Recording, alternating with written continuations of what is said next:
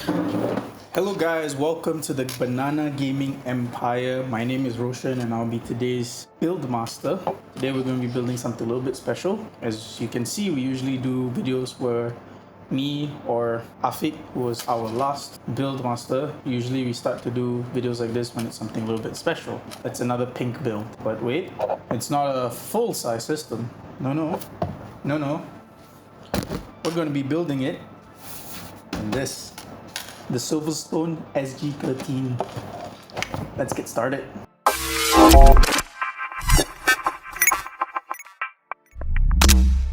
Alright, so before we begin anything,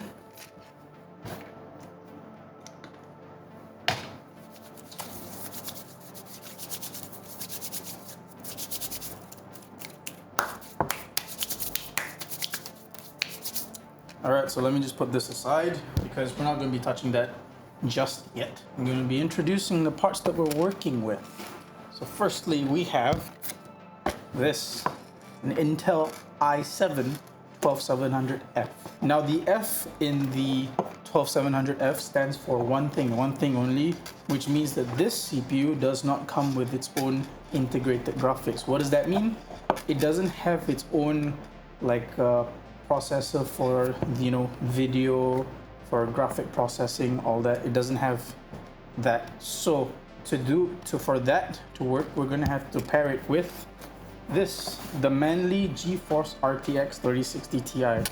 Now this will be giving our whole system, its actual visual part, the video aspect. But it's still a pretty powerful build if you ask me, because it's all going to be packed up in that small little case. It's literally a tiny little system that packs a lot of power inside of it. Now the 12700F is quite interesting actually. It has 12 cores, 20 threads, but in those 12 cores there are 8 performance cores and 4 efficiency cores, with a max turbo of the whole CPU being 4.9 gigahertz, whereas the 8 performance cores go up to a max of 4.8 gigahertz and the 4 efficiency cores goes up to about 3.6 gigahertz. Now, for me to tell you the difference between the 8 cores and the 4 cores is going to be a long time, but just basically sum it up to this: the eight performance cores are basically for performance, and the efficiency cores is so that this thing doesn't really eat up a lot of power, but both cores do a pretty good job in terms of performance because they're more or less going to be working together, so you don't have to worry about all that weirdness for basic work. And unless you're doing something a little bit heavier, this is still fine. Even for basic editing and gaming, well, it's a nice seven. It's a lot of power. Actually, this whole thing is a lot of power for gaming. Whoever you are getting this, you're lucky. You're very lucky. All right, moving on to the next part. For this little guy to go into, the GIGABYTE B660i AORUS Pro DDR4. Wow, that's a mouthful. For those who don't know, or well, rather for those who know stuff about PCs, DDR4, you might be wondering why. Expensive ma. So yeah, but it doesn't matter because the DDR4 RAM that is pairing with the system is quite high. It's this. Now this is a RAM kit that's a little bit different from what we usually have. This is by OCPC and it's their extreme line. Extreme, like literally X, 3, and then Tream. So it's actually extreme. I don't know, but still smart marketing, smart naming if you ask me. Yeah. It's rated at 3600 megahertz with a cache latency of 18, so it's CL18. I don't know why I made that too complicated. It's really not that complicated. This goes in, gives it memory, boom, gaming. Yeah. Oh, so did I mention it's also pink? Pink. Yeah. Nice. All right, now for the next small little part that will be going to the system. This is the XPG X8 X. This is the XPG SX8 100. Now this is a 1 terabyte drive, but it's only Gen 3. This CPU and motherboard supports Gen 4. but that's okay because that's at least it's just the the SSD that's Gen 3 and not the whole system, which means if the customer plans to upgrade to Gen 4 SSDs, he'll be able to get that performance up. But for now, honestly, with what this thing is pushing out, it's pretty impressive. This has a read speed of 3,500 megabytes per second with a write speed of 3,000 megabytes. Right, so next up on the list of parts that we have, what is this, you're wondering? This is the power supply. Now I know what you're thinking. Wait, it's an ITX build. Why do you have a full-size ATX power supply? Well, if it was a way smaller form factor in terms of casing, then maybe we should have gotten an SFX. However, in this scenario, this case actually does support an ATX power supply. Therefore, we have the EVGA 650 GT. This is a 650 watt power supply. It is 80 plus gold. Yeah, it's 80 plus gold, and it's fully modular. Also, I forgot to mention that there's a little supernova on the name. So it's actually the EVGA 650 GT supernova. My bad, I overlooked that. Please don't roast me in the comment section. Thank you. We're going to be cooling the i7 with this, the NZXT KRAKEN 1200. The NZXT KRAKEN 120. Now this thing on its own doesn't have the LGA 1700 socket like adapter. What I mean by adapter is the socket, like the bracket that sticks into the back and then you stick into the front, that part. No, it doesn't have it. So that's why with this little boxes here, this contains the LGA 1700 mounting tools. It's good. They send this along with the part, so we don't have to worry about having it not be put together halfway, because that has happened before. Right, so now we're going to move forward and proceed with taking out each individual part, putting them together, and you guys are gonna join in and enjoy. I mean I'm expecting you to enjoy it. I mean, like, you're gonna enjoy the build. Yeah. Alright, let's start with the assembly. Now I got the motherboard, the RAM and SSD, and of course the CPU. Alright, but before that, safety is #1 priority, and also cleanliness. I mean, that's a given. Alright, let's start. And there's one part that I'm definitely missing because I overlooked it. The knife. Found the knife. Don't do this at home. Like, this much is enough. Alright. Okay. So we only need really this at the moment. Taking out all the small parts because it's just gonna be like way easier to start assembling everything. Oh, look at that small little thing right there. And then the RAM. Look at that. It's pink and white. Seems to be a recurring theme here, pink and white. But it's actually really nice looking. Like, if you ask me, the pink, it's like a candy kind of pink looking thing. I actually feel like eating it. I'm not kidding. I'm not gonna actually eat this. I'm just saying it looks like sweets. Looks like candy.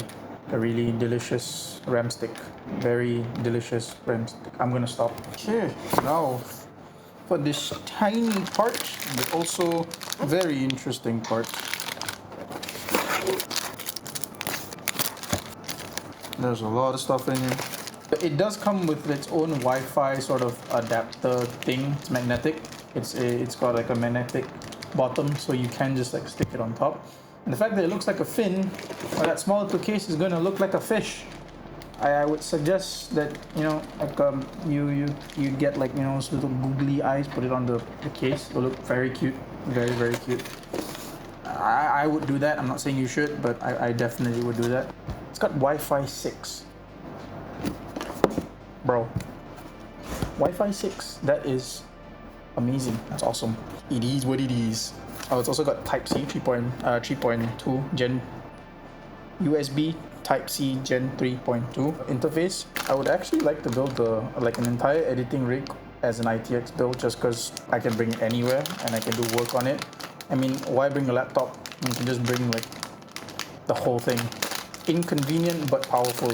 That's what I always say. I don't really say that. Man, look at how tiny that is. That is cute. That is cute and impressive. That's a big socket. That's actually a really big socket. Yep. I mean, it makes sense. The CPU is as big. Good job, technology. All right, so we're gonna start installing the SSD first. Screw that down. I mean, I expect a lot of things from ITX builds, and this is checking all the boxes. The CPU. I'm gonna flip it around so you guys can have a look. All right, so I'm just gonna need to stand up for this one. All right, so this is like, there's only really one way to put in like Intel chips, because they've already like kind of established, like there's two tabs and stuff, so there's not really a wrong way to do this. If you do it wrongly, then well, I have no words. There we go. Nice. It's on there snug. Next up, the RAM, the candy bar RAM. Look at that. See, how do you not want to eat this? It's so looks so good. Looks so good.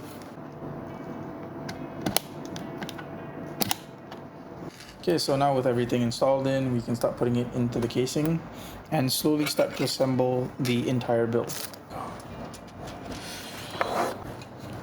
I'm gonna take everything apart just because I want to like have a good view of what the whole system is. I hope this is the cable management tree. Oh no. By the looks of it, I think this is for SSD, like physical size SSDs. Alright, I'm gonna slowly put this in. It's all pink. Even the standoffs are pink. It's actually a good time for me to take a look at if... You know what, I should probably put the power supply last. But there's a lot that's actually going to go on with like the system. And I think it's a good time to like start considering whether the important parts actually will go in. And yeah, we'll start doing that. Alright, most videos will start to put this at the last part, but you know, I decided I'm going to still keep it for the last part. Yeah, I am teasing. Naughty. Alright, so 120mm radiator pump.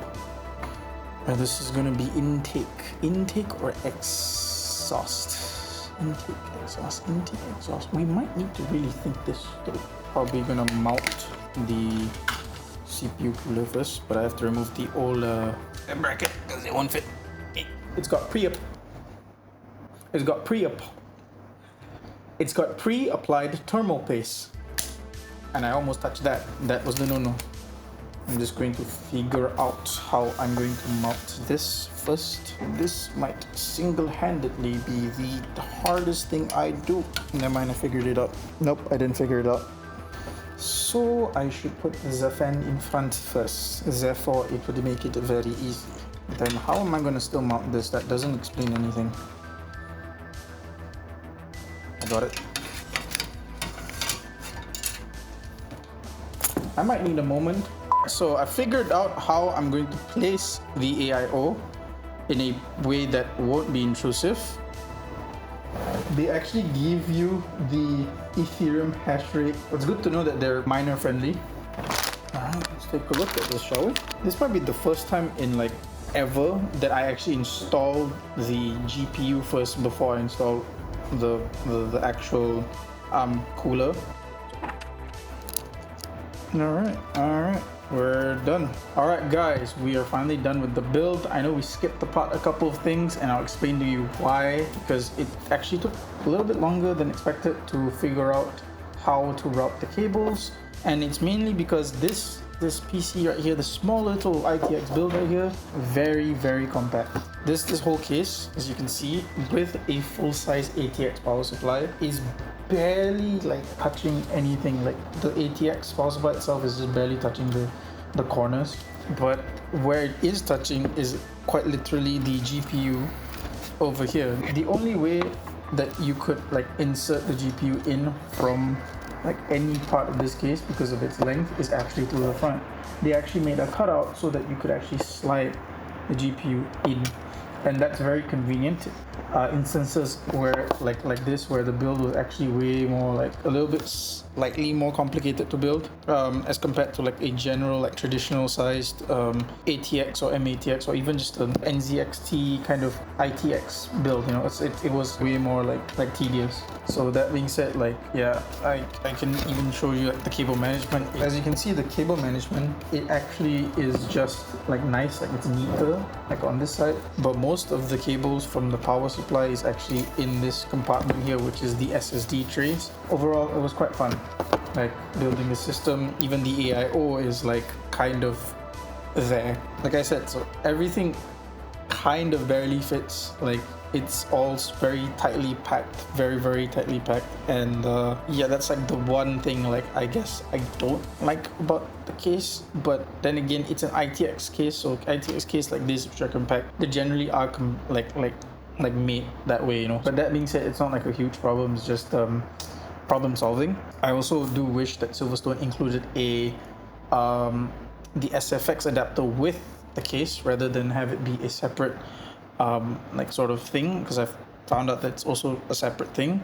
But if they were to include it, it would be nice. That way, like if we were to get an SFX power supply, we wouldn't have to go through that whole, oh, it's not gonna fit, you know, we have to buy the adapter. But we're lucky, you know, luckily we got the modular power supply. Research done well. The modularity does help a lot. So we have a relatively compact but really powerful system. To complete the whole look, we're gonna, you know, cover this precious and beautiful build up just like that. And there we go. Finished build, covered up all nice. And as you can see, like this is actually an important thing. All the ventilation holes are exactly where they need to be. Like you have the most important one is for the GPU. It's all there, so it's going to be able to pull in cool air and then exhaust it out, you know. And the intake fan here for the CPU is probably going to do a good job with helping everything get blown out. And then you have the power supply vent up here. You have everything you need for optimal airflow. Whether it is optimal, we'll find out soon enough. But for now, this is the entire build, and I'll get back to you in a bit regarding our verdict on the whole system. Alright guys, so it's been a day. We have ran the tests, the benchmark stress test, all the good stuff, and we have the results. So CPU wise, the chip ran a little bit hot in this case, running around the 90-degree mark as the highest, but averaging about 88, 89 degrees, which in a small form factor case, we try not to get, because you know, it is a pretty tight packed case, and if it was running for way longer, that might affect the longevity of the components in the system, which we don't want. So instead, what we opted to do was set a offset on the CPU, not exactly an undervolt, but just an offset, setting the offset to about 0.050, which is a very small decrease, very like minor like change if you ask me, but it was enough to drop the overall temperature from the 90-degree max to a 82-degree max, which is big enough to like sustain the length and lifespan of this whole system. Now I'm pretty sure you guys are thinking, won't that probably affect the score and performance of the CPU? The Cinebench score that we recorded for the CPU at 82 degrees was 21,673. Now, question is, was there a performance drop in terms of synthetic benchmark? Not really, because at 90 degrees, it was actually running 21,713, which is honestly not a lot of difference if you ask me.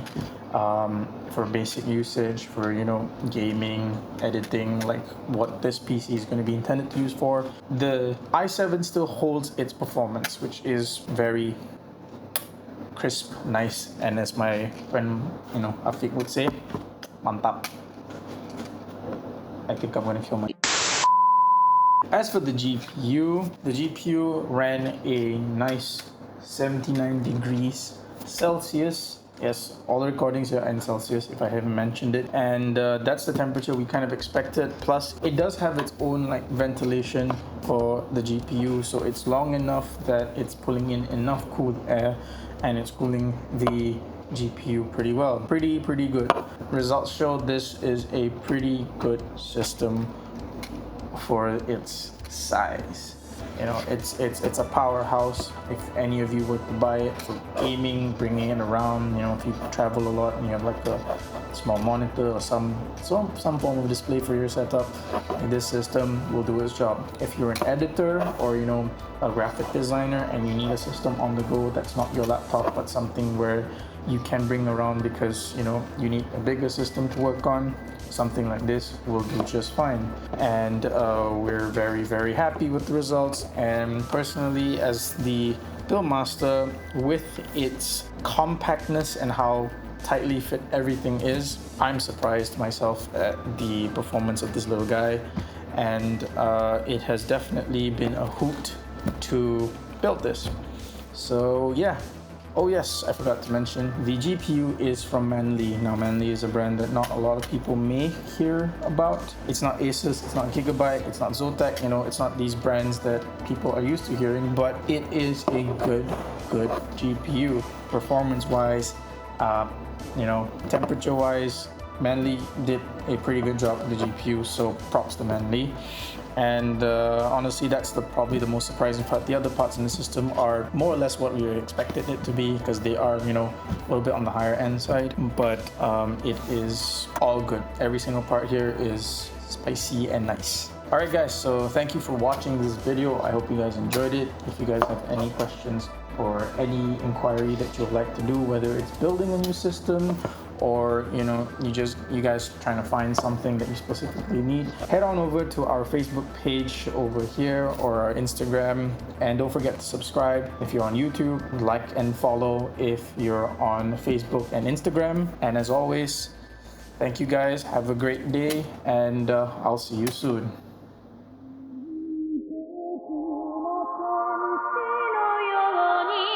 少年よ